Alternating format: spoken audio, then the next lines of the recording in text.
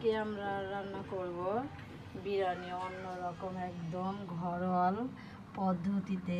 এখানে আছে পোলার চাউল, ডিম, সেদ্ধ ডিম, মাছ এবং মুরগি, দেশি মুরগির মাংস, সঙ্গে পেঁয়াজ মরিচ কাটা। এগুলো হলো উপকরণ।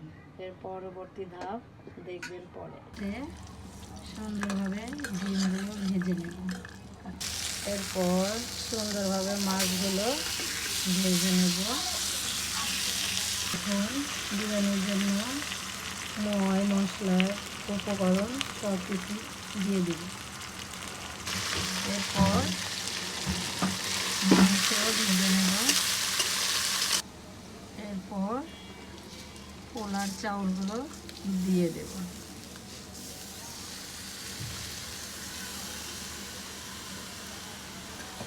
এরপর সুন্দরভাবে নেড়ে চেড়ে নেব।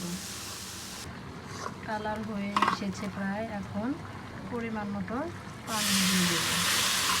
এখন আমি ঢেকে দেব। বন্ধুরা দেখতে পাচ্ছ আমাদের বিরিয়ানি রান্না প্রায় শেষ হয়ে গেছে।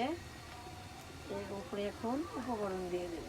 হ্যালো গাইস, দেখতে পাচ্ছেন আমার রান্না রেডি, এখন কমপ্লিট।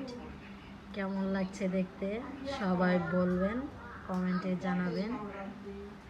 সাথে মুরগির মাংস বানানো কেমন লাগছে সবাই বলবেন।